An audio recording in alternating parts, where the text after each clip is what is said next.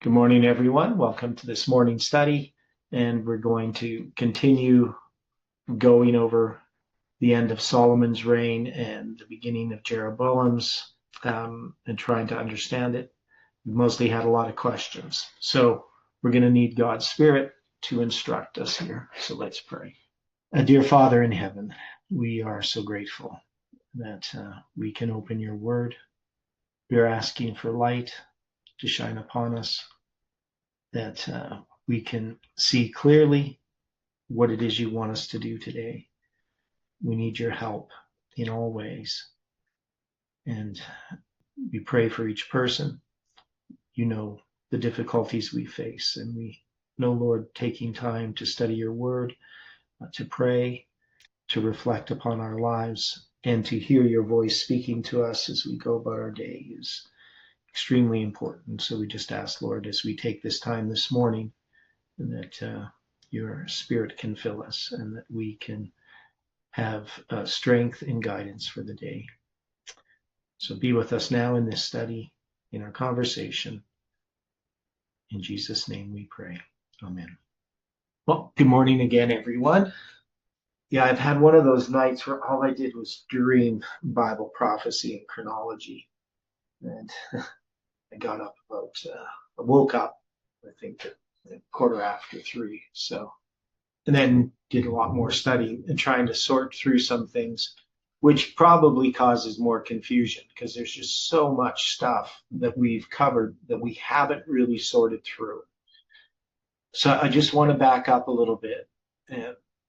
So we know that Solomon, so one of the things we looked at was Solomon's enemies, right? So these adversaries. So in trying to sort this out, I keep coming back to these connections. There's these groups of three. That is, we have these three adversaries. And so we have looked at Hadad, is that his name? Yeah, Hadad the Edomite, right? And when we looked at his name, it's going to connect us to the 2300 days. And so it's going to do that through just the fact that this name, it also connects us to this January 11th symbol. So it's Adad, Hadad,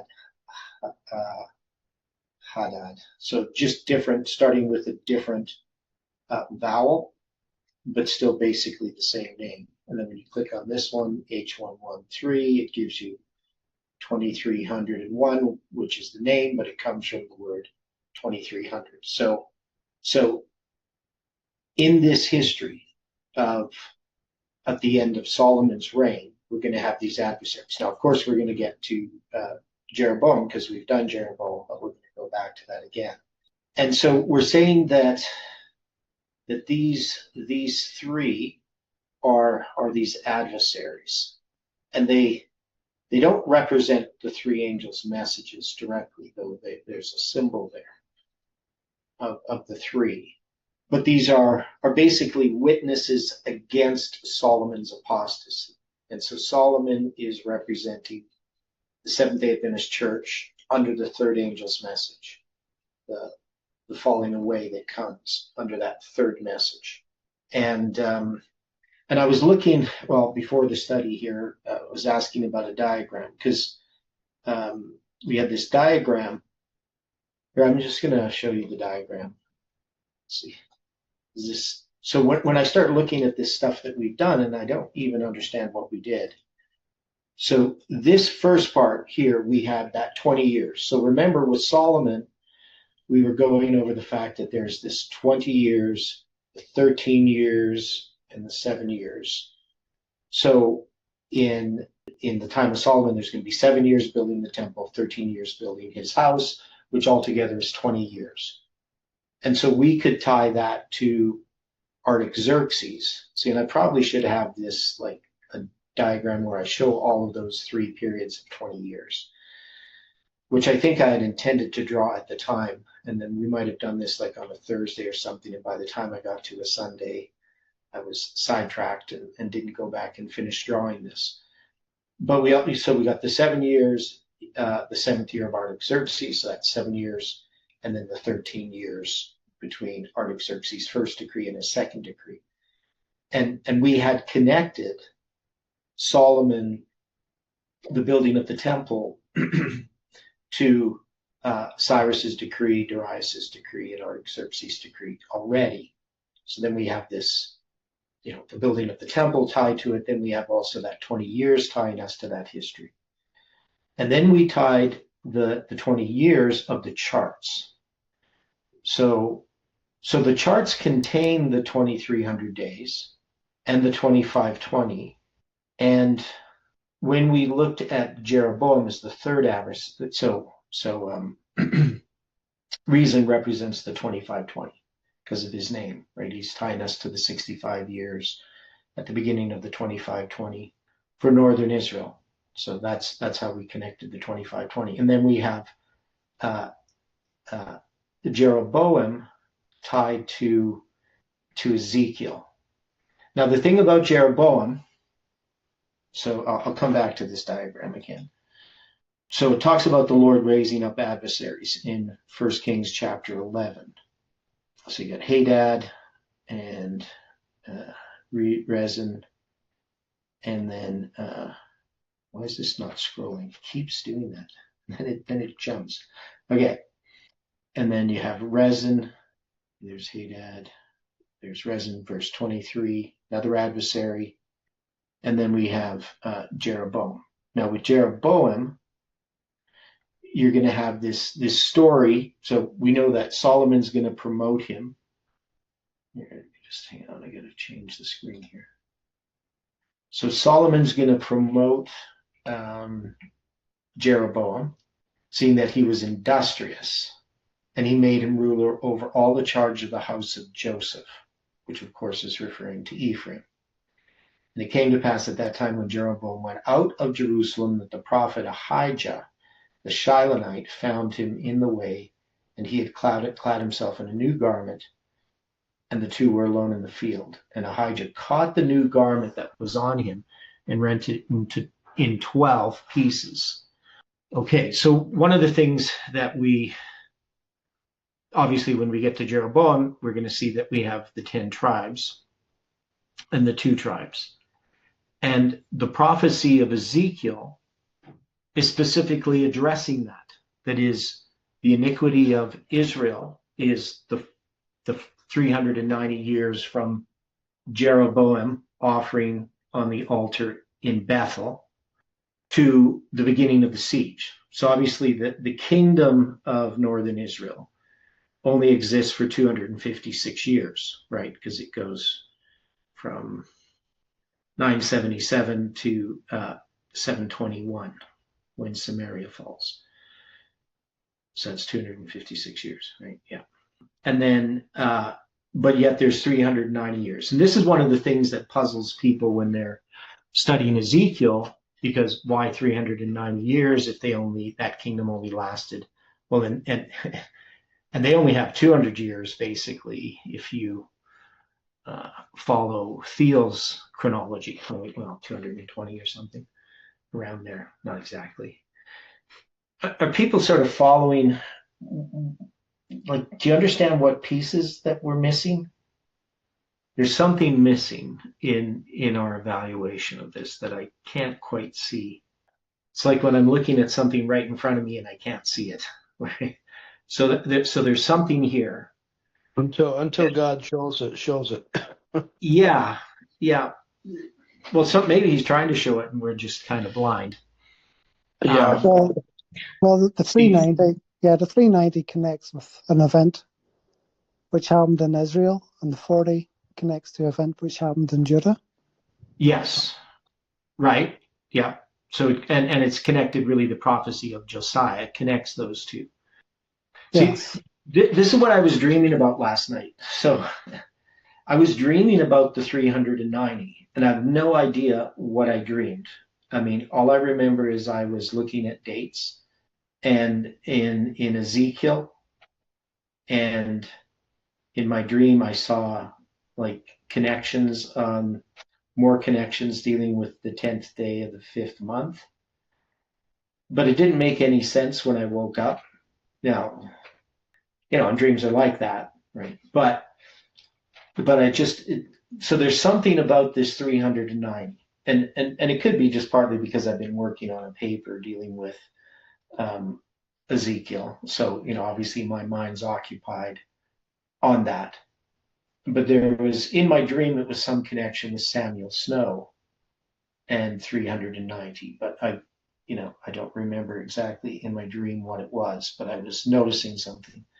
So it just seems to me that there's something, sometimes there's a thing that's just, it's almost like subliminal. Like there's something that's there, but you can't really see it. So I don't know. So I'm just bothered by it, right? I'm bothered by like something I can't quite grasp. It's like trying to find a name that you don't remember, which to me is pretty much every day. So anyway, we have this connection, right? We have this connection of this 390 in Ezekiel and the 40. Now, of course, we know if we added them together, they're 430, which is significant, but you don't have a period of 430 years directly, but you do have 430 days that he ends up lying first on his left side for 390 and then 40 days on his right side. But he's flipped over, so he's pointing to the same position, to the siege, from the 390 and the 40, so that you don't add them together. And this was actually one of the main insights that I had back in 2018. It was, what's her name? I think her name was asking these questions in her family about this, because they couldn't understand how come I wasn't adding them together to get 430 days to be 430 years. And that was the thing that had me look at what the date that they were pointing out was the 10th day of the 5th month.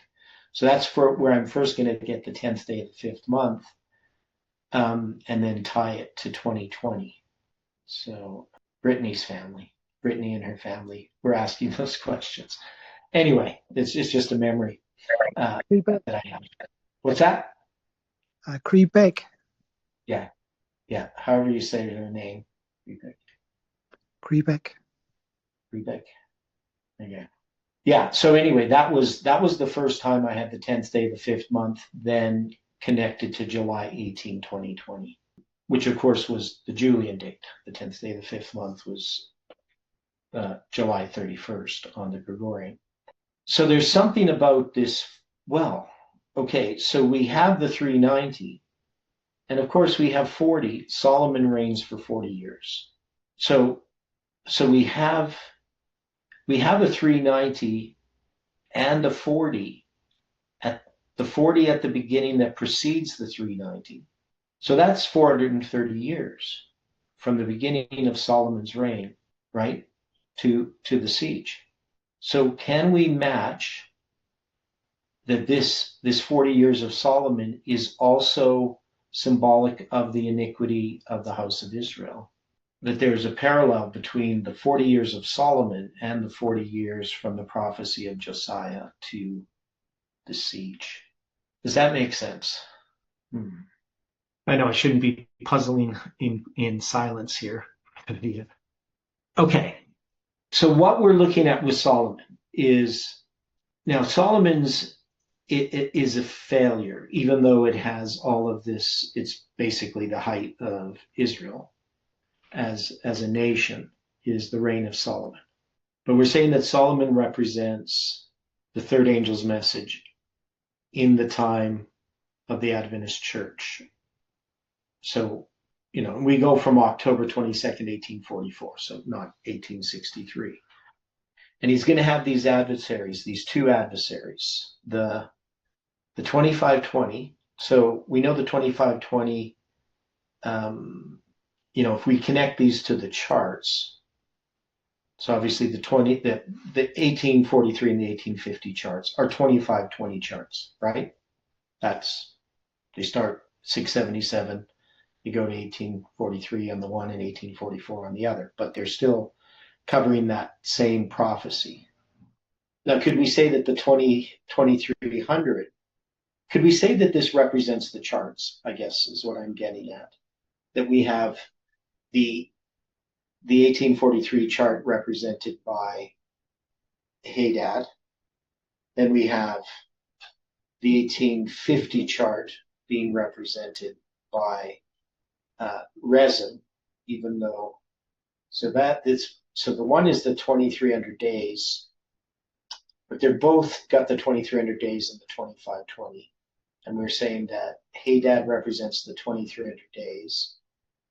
So maybe it's the rejection of the 2520. I don't know. And then we'd have to say is the 1863 chart, Jeroboam. Is that, how would we connect that to that chart? It's just I'm not certain. I don't know. Do you guys spend as much time puzzling over these things as I do? When I can't figure something out, it's like a puzzle, right? I gotta think it through. But this one's a tough one. Is there something?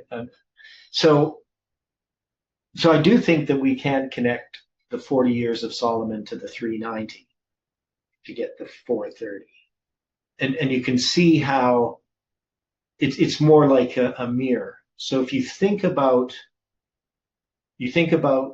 Ezekiel, he's going to be lying on his left side. So that's going to go from the siege, we can say, that goes back to a Jeroboam at the altar in Bethel. And then he's going to lie on his right side. And that goes back and covers the 40 years of Solomon. Now, it also covers the 40 years from the fulfillment of the prophecy of Josiah. Do you see what I'm getting at? That there is this, that it's actually a little more involved than I thought. And then can somebody explain what I'm saying? If you don't understand it, maybe ask a question. So Solomon began to reign in what, 1013 BC? 1017. 1013.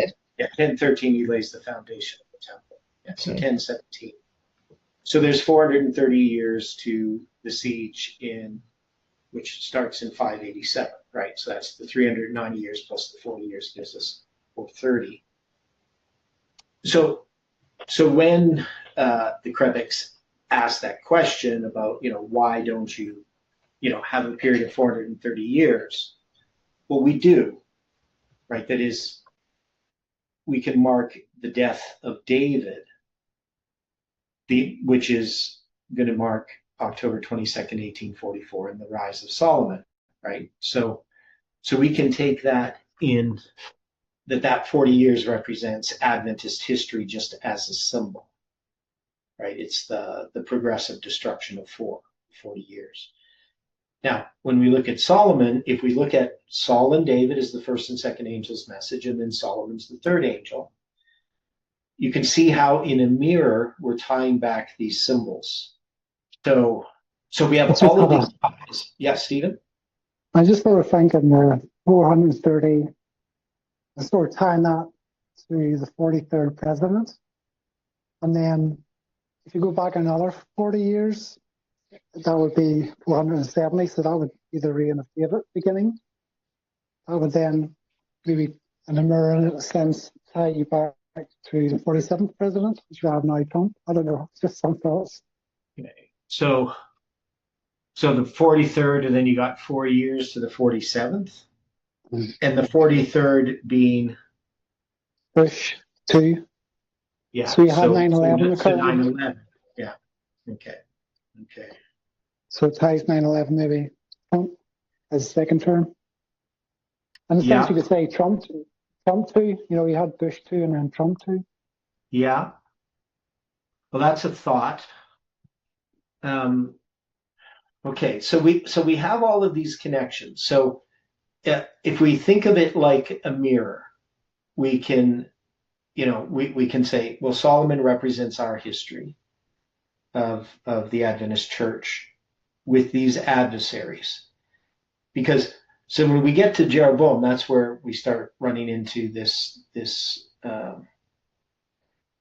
division that happens. So I'm trying to decide, like, where do we mark Jeroboam and Rehoboam, and there's different places we could mark them where this division occurs. I mean, I generally say, well, it's definitely in our history, whether it's 11:9 or 9/11.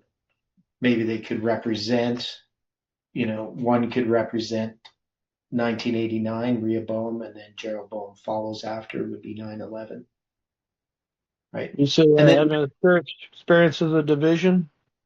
well, the division within Adventism, right? So Adventism, the way that I look at it is that Adventism, in a sense, is like this parallel kingdom, right? So often we would just take Northern Israel represents the, the Protestants, right? And Southern Israel, Judah represents the Adventist Church. And that's not necessarily, wrong, because that's how we do it.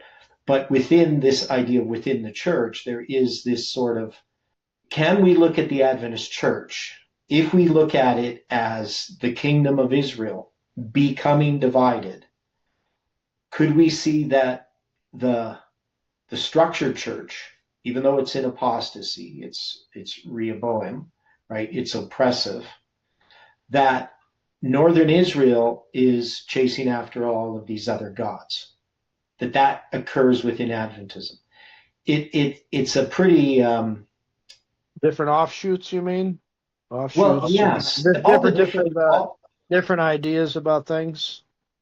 Yeah, different ministries and ideas. So my experience as a Seventh-day Adventist is, I became a Seventh-day Adventist and I wasn't really interested in the church, right? I wasn't interested in the culture of the church, the culture of Adventism. It just didn't appeal to me. Adventism was pretty square as far as I was concerned. Just from my background being more, a child of the 60s, probably more than anything. So, I'm anti-establishment. I'm not really interested in following organizations, but I submitted to the church on a local level from a spiritual perspective. That is, I understood the necessity of the body of Christ and all the different people, and how that kept me on track. And all of these offshoots were always calling to me, right? As a Seventh-day Adventist, we're constantly bombarded with all different kinds of ideas, right? All these different winds of doctrine. And so I didn't follow the church, but I didn't follow these different independent ministries. I mean, for a while, I would go to Light Bearers camp meetings because I liked, Ty had a beard back in the old days, and, he just read Spirit of Prophecy. So that was pretty good. But, I soon recognized the direction that they were going, and all these other different ministries, the directions that they were going were not the directions that I was going. So there was really nobody going my direction, like no one. And then Jeff came along in 2010. So I go to the camp meeting in Oklahoma. And what I see there is a lot of diversity at the time. That is, it was more eclectic than most of the independent ministries that I'd seen. It wasn't the typical, suspenders, long sleeves, and crowd, and people that were pretty much skeletons, right? If you know what I mean. I'm not trying to be like funny or anything. It's just that's the reality of what I saw within a lot of the independent ministries. So people who were hardly eating and trying to follow the health message, but to an extreme, and then with all of the extreme ideas. And Jeff's focus was on prophecy and also understanding Millerite history. So it was a unique perspective from something that I'd never seen before. Now, I've seen problems there, of course, because the guy who invited me, Merritt, he and paid for my flight and everything. He was pretty critical of Jeff, and then of course we also had the temples there, and they were critical of Jeff.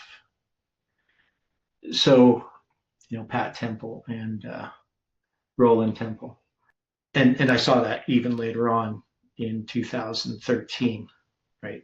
Roland basically labeling Jeff as a narcissist, that pop psychology way of looking at people, not really understanding that Jeff is not a narcissist.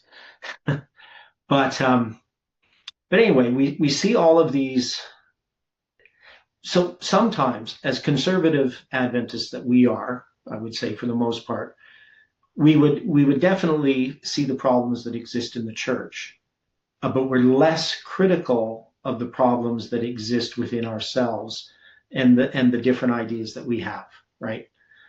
So the thing that about Jeff and the way that we have studied, which Jeff pointed us to, which was Miller's rules, is that we are not in the extreme. And I think that this movement is more like a prophet than the other ministries. They're more like going after other gods, even though they claim to be conservative. I don't know if people can agree with me on what my perspective, but if we look at how these different independent ministries, the directions that they go in, it is confusion, right?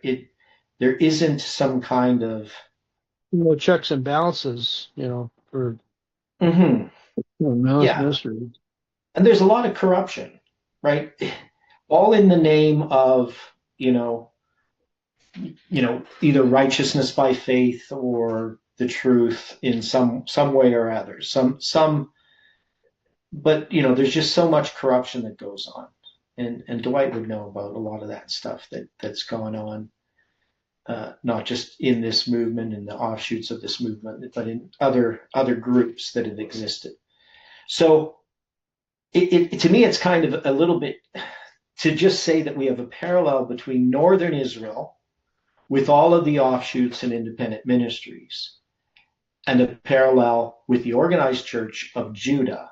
Is that a fair assessment of the symbols that we have here regarding the 10 that Jeroboam represents, that false worship that exists within the independent ministries at large within Adventism? That we're really no better than the church. Is that fair, or is that too harsh? I would say it's fair. Okay, anybody else? It's a hard thing for me to say because I sympathize way more with the different independent ministries and people I've known through the years than I do with the church. But I also am realistic in what I've seen in independent ministries. Yeah, and as Kelly says, we've treated each other in a similar manner. That is, and I'm not a person to try to be critical of other people who are seeking to understand the truth. Like, I'm not standing here self-righteous and saying, I have it all together and I've never, believed wrong ideas, and but we can see that the attacks, the sort of party spirit, the infighting that goes on within conservative Adventism, within all these independent ministries, what's happened within our own movement is much more symbolic of northern Israel than of Judah. Any other thoughts on that? I almost don't feel comfortable saying it, right? But to me, that's the thing that seems clear. Angela's bringing this, and that's what I think we're going to see as we go through the history of northern Israel and the history of Judah in these different kings, that we should see something that's happening in our time within Adventism. So Angela, in her strange writing, that northern kingdom also divided in 1 Kings 16, verse 8 to 13. Yeah, so that's going to be King Elah and his servant Zimri, who revolted and slew Elah when Elah was reveling in drunkenness. Zimri was also the name of the Simeonite who was flagrantly fornicating with the Midianite woman brought up in the Israelite camp. Yes, in Baal Peor. Zimri. Now, when it comes to, and that's another point where when we talk about, is it in the time of Zimri, you also have this other guy? Like originally when I had counted the kings of northern Israel, I had 20. And that's because I counted, I think I ended up taking it off the chart that I have. There was another guy that, anyway, he was, because the kingdom was divided in that period of time. Because we have a change of dynasties that happens. And Zimri only reigns for 7 days, right? Yeah, so, okay, just looking at my chart here. I can't remember the guy's name. I'd have to look that up. But anyway, we can see that divisions and like northern Israel is constantly, like it has a shorter period of time, but it has almost as many kings as Judah. So Judah has a lot more longer reigning monarchs. The longest that anybody reigns is Jeroboam II in northern Israel, 41 years. And then they have Jehu for 28, Ahab for 22, and Baasha for 22, and Jeroboam for 22. But you have a lot more, like in Judah, 41, 25, 40, 29, 52, 29, 55, right? So you got a lot longer reign. So even though it's 391 and a half years and 256, 391 for Judah and 256 for Israel, they have some very short reigning kings. A few that are 2 years. 3 of them, I think, that are 2 years, a 5-year reign, 10-year reign, and then of course a 7-year sole reign of Omni. Yeah, so there is this thing. I think it's in the time of Omni. However you say his name. Anyway, so if we take that position, so we're going to take the position that northern Israel in this case is representing the 7th Tobit. I think that seems right. Tobit is the other guy's name. I know it started with a T, so that could be right.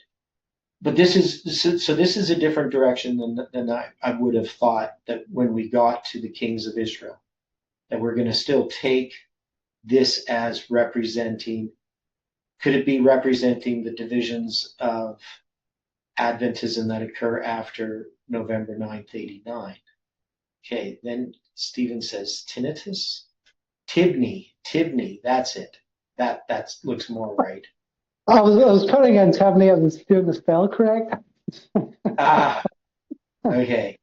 Oh, let me try to correct me, but it was wrong. Well, I do have tinnitus. I got crickets always in my ears. I can't hear crickets because I always hear them. But anyway, yeah, Tibni, that's the guy's name.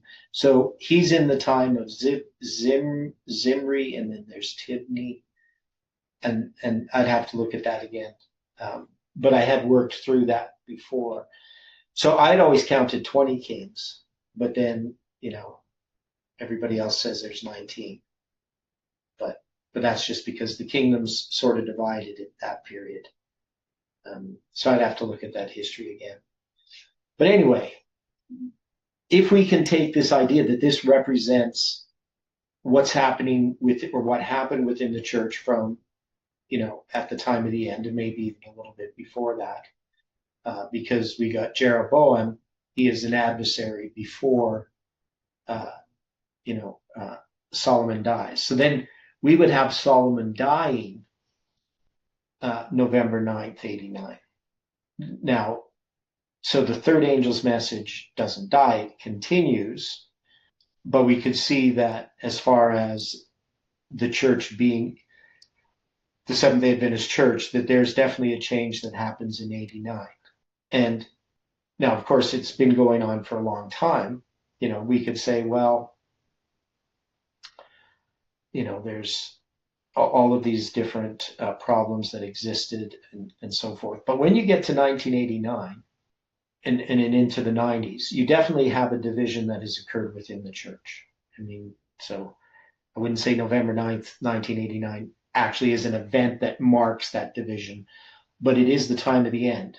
And so we could say from the point of Solomon being this united kingdom of the third angel's message, we now have this division because of the apostasy of Solomon, that you're going to have this division, because that's what's really going to drive. If Solomon had remained faithful to God, we wouldn't have had a divided Israel. At least not right when he died. So the influence of Solomon ended up causing that, with his son Rehoboam being oppressive, and then the person that he promoted, Jeroboam, turning against his son that was then made king, right? So I know it's rambling, but is this making sense to people as I'm trying to make it make sense in my own head? Yes, it is, and it's just another warning about how one generation pollutes another, and this sequence just keeps repeating and repeating and repeating. It's horrible. Yeah. Now you bring up something, because it is. I know it's hard for a person, and for me, because I became an Adventist in '82, right? So I wasn't an Adventist before, but I know Adventists who were Adventists before that, long generations of Adventists, good, solid Adventists.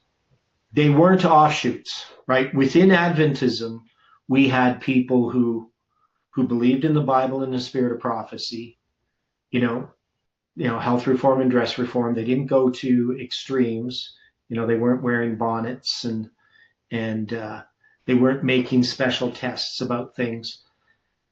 But with what happened through, that fourth generation of Adventism from 1957 to 1989, that period of darkness. So when we come into the fall of the Soviet Union, there almost is within Adventism a recognition that it's a fulfillment of prophecy. People are looking at 9 Testimonies, page 11, and reading that the last crisis, or whatever the chapter is called, where it talks about the great buildings in New York. And so there's going to be this initial talk, because that's not 9/11, pardon me. In 1989, you got the fall of the Soviet Union. So I'm going backwards here. With the fall of the Soviet Union, there is Louis F. Weir's prophecy. So some people have recognized that. Now, what's the church going to do with the fall of the Soviet Union? How are they going to look at it? Are they going to see it as a fulfillment of prophecy? Some people do. But what generally happens? What does the church decide to do about the fall of the Soviet Union before we get to 9/11? Well, I know they dispatched some preachers to the former Soviet Union to, and big crowds came, which was a good thing, but yeah, so they're going to just who remained to feed those people and to really strengthen them. Right. So we're going to be sending ministers over to the former Soviet Union, to Russia, to evangelize. So they look at it as an opportunity for evangelism, but they don't focus upon the fact that it's a fulfillment of prophecy, right?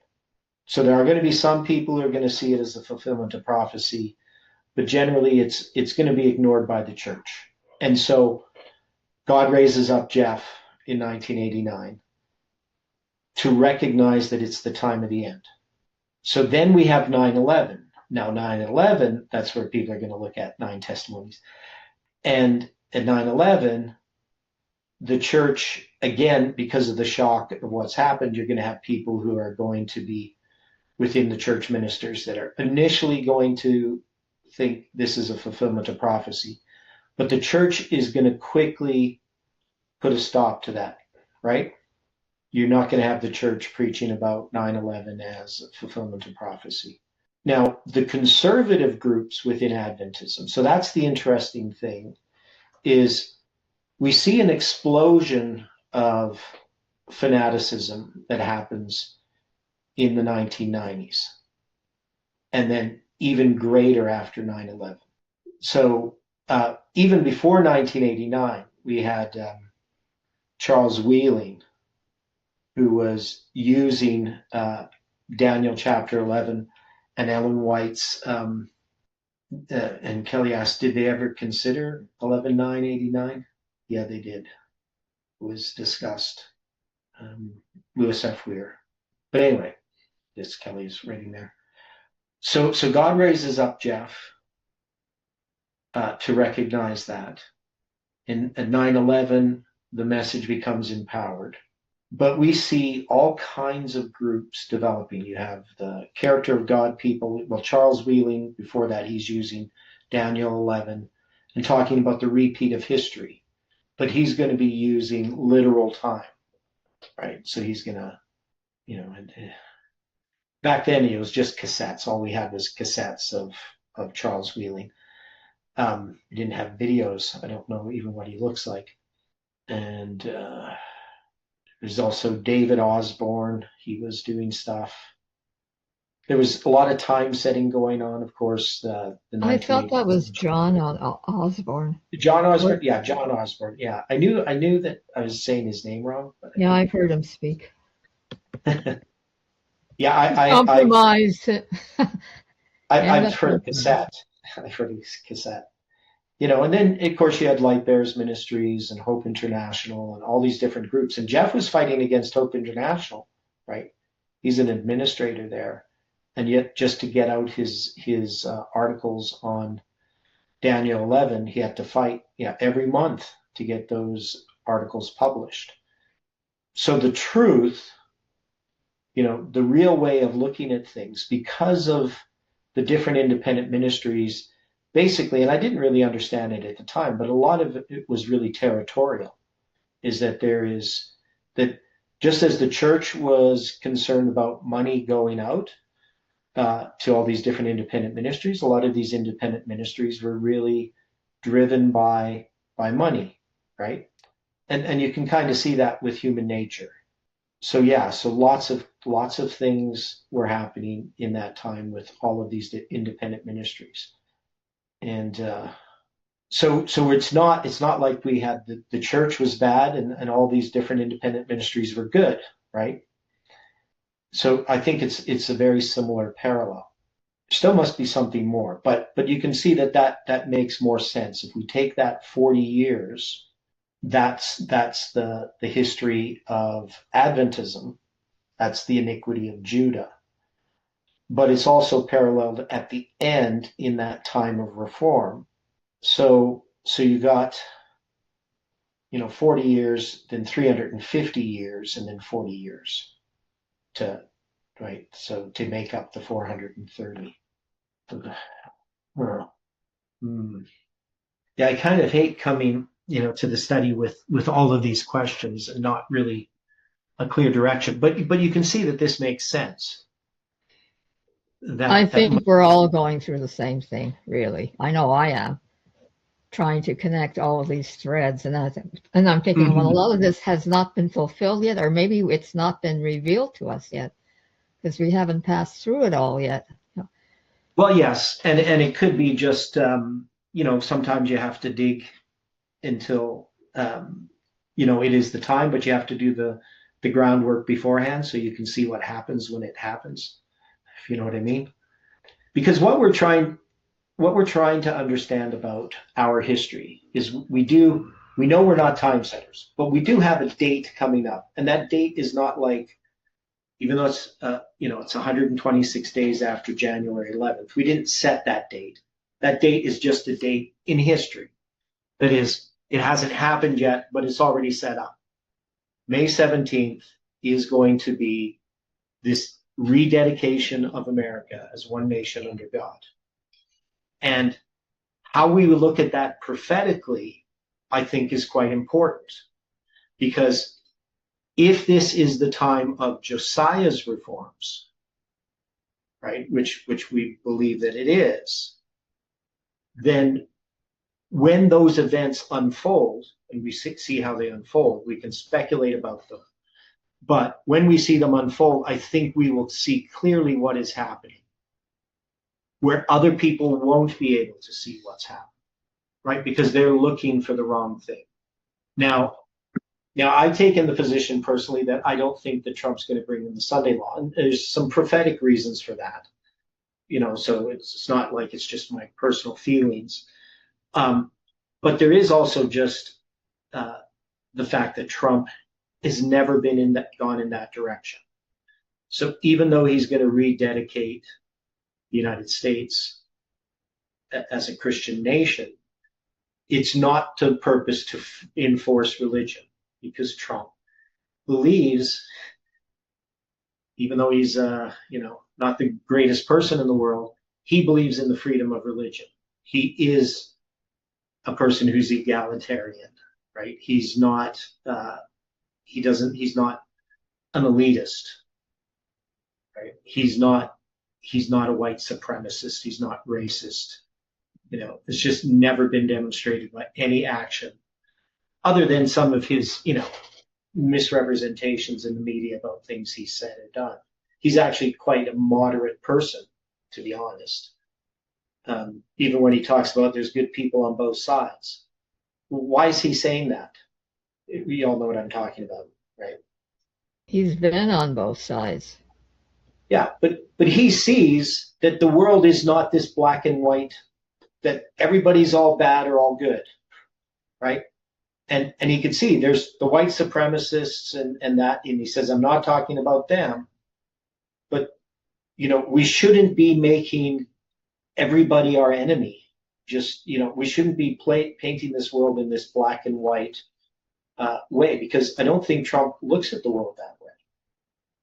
Now, how things are going to unfold, we don't know. I mean, I still think it's likely that Trump will be assassinated during his term. Now, we know the short space doesn't refer to that, because the short space refers to that 108 days between Trump's inauguration and the Pope's election. But it still could apply in the sense that he may not have a full term.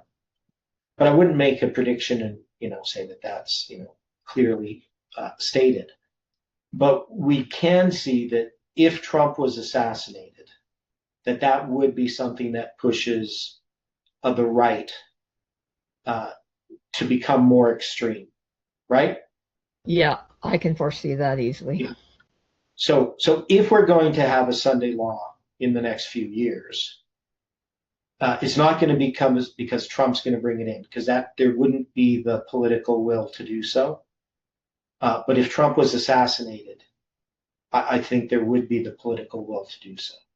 And you would have a full-blown civil war. Now, we were preserved from that back in 2024 when the bullet just caught his ear. But,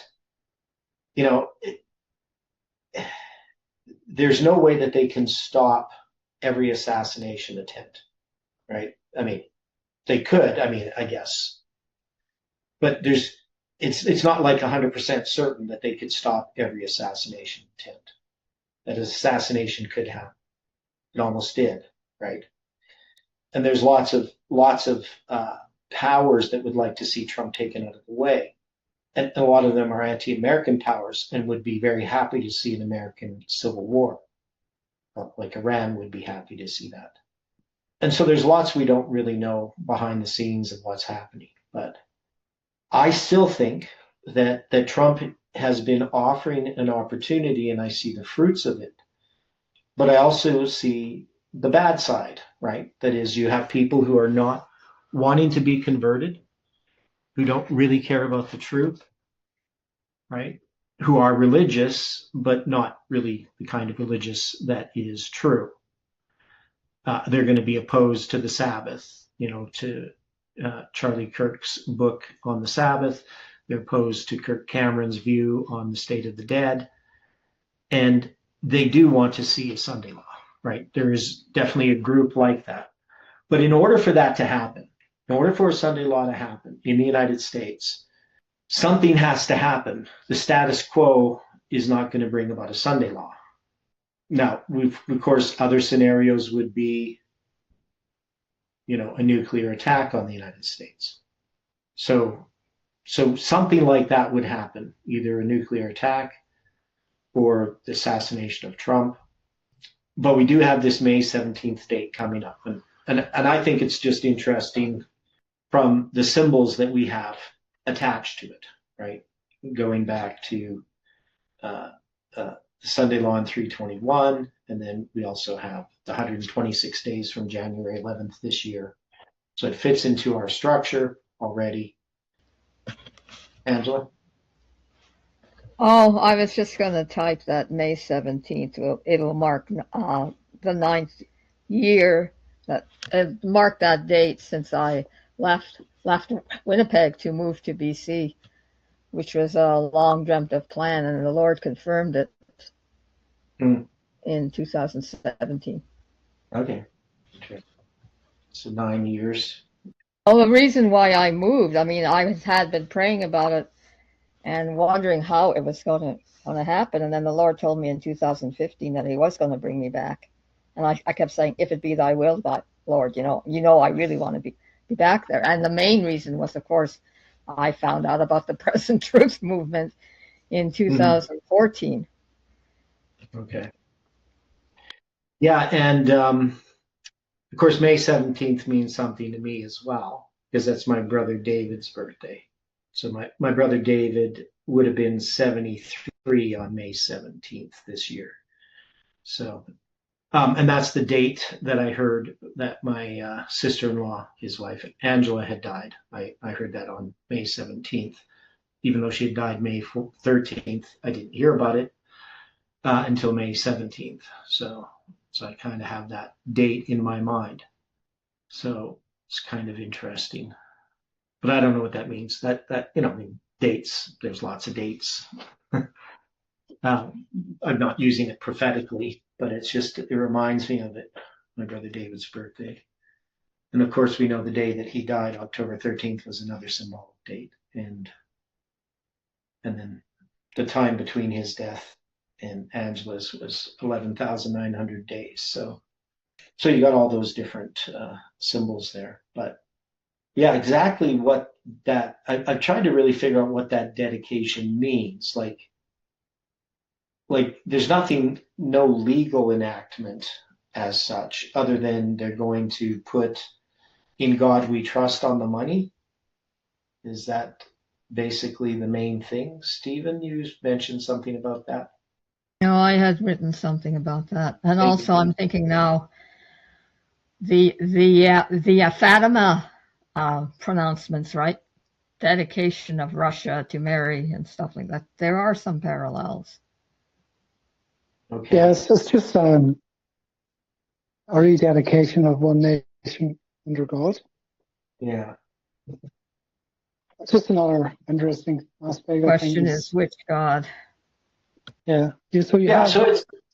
Yeah. Go on. You have 25 years, almost.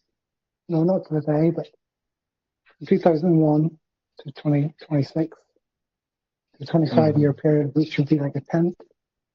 I don't know if I would play into it in any way.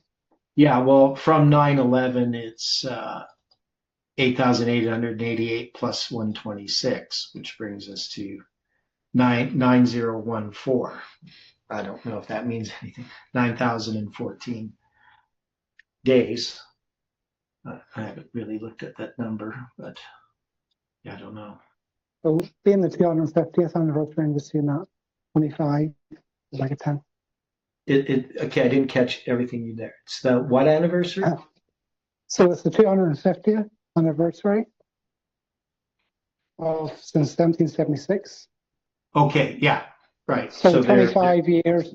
25 years to 9/11 is like a 10. Okay, so so it's a 10th. You got the 25 years from 9/11, 250 years since the United States celebrates the beginning of the United States. They start 1776, so it's 250 years. Yeah, I remember their bicentennial, 50 years ago. Now, I wonder why he's choosing May 17th. Does anybody know why he's choosing that date? Is he choosing it because it's 126 days after January 11th? So there's no significance of May 17th as a symbol? What's his current wife's date of birth? I'm just curious. I don't know. Must mean something to him. Yeah, I don't know.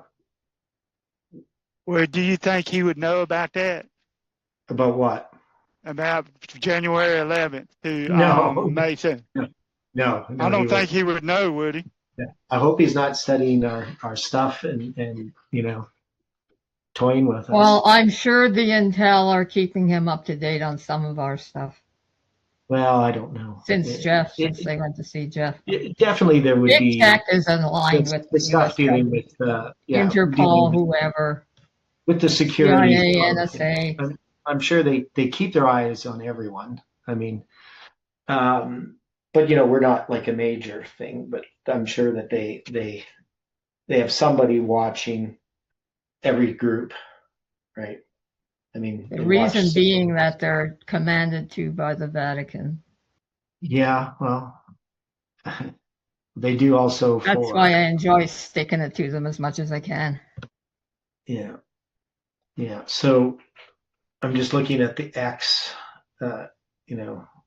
page dealing with the White House. So Trump announces May 17th National Prayer Event. So it's just a national prayer. National Mall Prayer Event?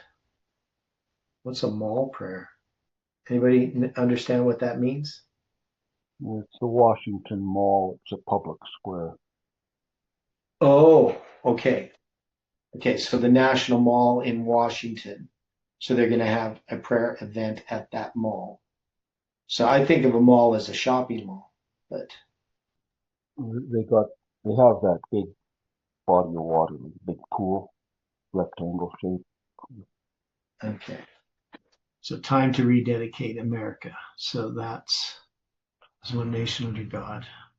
And there doesn't seem to be a lot about it in the media. I mean, he announces this, but there's not just the National Day of Prayer. So it happens, I guess, every year. So it's annual, different times in May.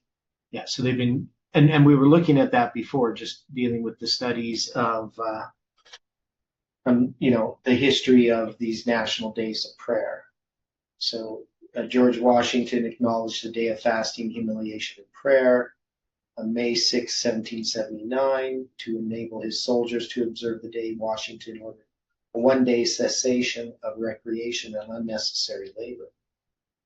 March 1780, Congress announced the fasting, humiliation, and prayer to be held on Wednesday, April 26, 1780. That 26th day of the fourth month date there. Right. So we went through some of this. I had it on the chart. Right now I'm just looking at Wikipedia. So they don't seem to have anything here regarding the one coming up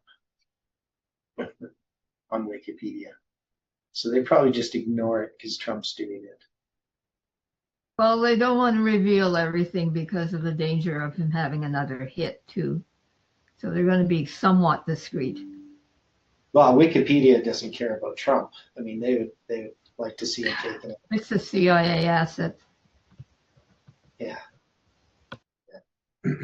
So it doesn't say anything here about that with the Wikipedia page, oddly. Just goes through the history of it. USA Today mentions it, but I don't think people are making a huge deal about it. Yeah, and then they're making this thing about the separation of church and state and so forth. But they have an annual day of, a national day of prayer every year, right? Every president. Yeah, so it says here, Trump in his remarks boasted of returning religion back to the center of American politics and culture, emphasizing efforts to support prayer in schools, policies targeting transgender people, and the creation of a White House faith office, among other actions. So I guess USA Today doesn't really care about reality. Did Trump create the House of Faith office, White House faith office? I don't know. What was that more of Vance's plan? But every time I hear that office, I'm thinking of the office in the Vatican, for the propagation of the faith, I think it's called, which used to be the Inquisition. There are just Yeah, well, so this, many yeah, parallels. Yeah, no, yeah, actually, it wasn't it Bush that first brought in Bush the first. yeah, I think so. But it's been called various things throughout the years, but it's been Yeah. around for a while. Yeah, the main thing that it seems to be about is religious liberty, is actually the thing that Trump has been promoting, and to make sure that Christians are allowed religious freedom in the United States as well as other groups. Yeah, So they have a voice at the table, I guess. The government wants to ensure that the people were being heard. yeah, well, I'm not sure if it's about hearing anybody. I think it's just promoting religious freedom. All right. But yeah, but the point that I'm making is that people can take what Trump does and put a spin on it, but if some other, uh, other president does it, nobody really says anything about it. But yeah, so My policies favorite targeting of what you're transgender. saying, excuse me. My favorite of what you're saying there, taking something, clip and twisting it, turning it, Mhm. is the one with Obama.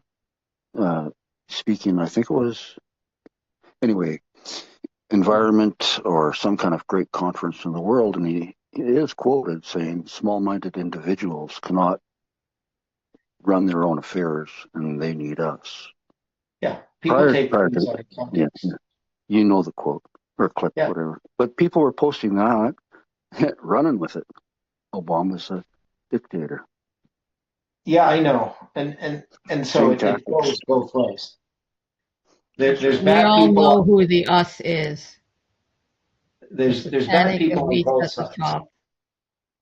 Yeah. Well, the main thing is they want to divide people. That's the role of uh, the elites. They want division and strife. You would think they wouldn't, but they see the populace as a threat, right? So by keeping them fighting amongst themselves, they feel secure. But anyway, Exactly. yeah. Well, they're So not. They're afraid of us. I know that they're afraid of us. yeah, Polarization. And we need to realize the power that we have because we have Christ. They don't. Demons fear Christ. I've seen it personally many times. And Angela, if demon I may, inspired people, it's the same thing. That's why they use so much force and terror because right? they are terrified of Christ. What was I thinking of there? Oh yeah, it was a quote. I've been looking for it since, where Ellen White says about our words, how we speak about the politics, the news, what we speak about will be brought back to us, and we never thought that could be. We would see that day where now they can just click a button, and our whole life is there in our whatever social media conversations, so on, people we know. yeah, Yeah, so since reading that, I do try to consider how harsh I can be with them because, yeah, nothing is more evil than this world. I kind of just leave it there. yeah. And when it comes to social media, like if you look at my Facebook and social media, I don't spend a lot of time like posting stuff and ranting and raving about all the different things happening. If I'm going to post something, it's going to usually be fairly cerebral and, quotes or, just facts, things that can be affirmed. Because one is, and I warned Heidi about this too, you just don't post things on, your Facebook that could come back to bite you at some time, right? Because she would just post a lot of stuff that I didn't really think was wise to post, right? She'd just be sharing things that, she'd just share things that she saw that she liked, right? So I think, we always have to be careful about that, what we say and what we do. But also just from the point of even recognizing, like, I don't really even feel all that comfortable talking about the church the way that I do even and the independent ministries. Because, I'm not better than anyone else. So, I've made lots of mistakes in my life, and we recognize that we all have been deceived, and so we're trying to get undeceived by studying God's word and recognizing the part that we have to play in events.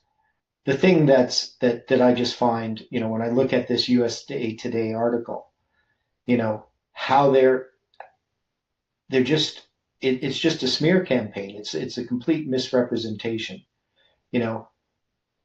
Trump in his remarks boasted, right? So he boasted of returning religion back to the center of American politics and culture, right? So what is the word boasted? Isn't that an emotionally loaded term? I mean, is he boasting? You understand what I'm saying, right? Like the fact they use that word. And then they say, emphasizing efforts to support prayer in schools. Now, for some reason, people hate prayer in schools. After 9/11, everybody was praying everywhere in the U.S. Nobody was ashamed. I still don't think prayer should be mandated, though. That's why when I was asked to vote on it way back when my kids were start to go into mainstream, what do you mean? I would not take part in that. I said it has to be voluntary. Yeah, I just didn't vote on it. Yeah, I don't know about mandating. I mean, you can guide them. You can say, yes, we're going to have a time of prayer. And I know when I went to Catholic school and I went to Protestant school, sometimes they would have that. But I went with my kids. No, I would have them pray at home. But it's up to you. There's diverse. I mean, if you want to have a Muslim prayer room, that's fine with me. But don't bring your jihad to school. You know what I mean? Well, that's the thing is, they do promote these other religions in school. Well, yeah, they have to.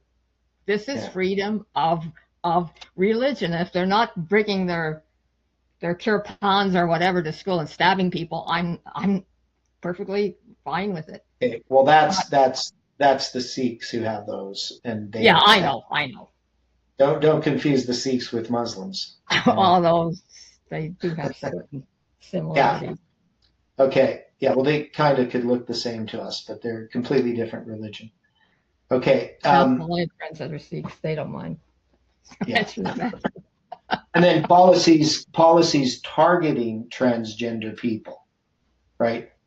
Right. So just the whole language, and then the creation of the White House Faith Office, which he didn't create, and other actions, right? So, it's just, to me, the world is so divided. The church is divided. The movement's divided. Yeah. So one thing we do remember, and Kelly has these quotes here.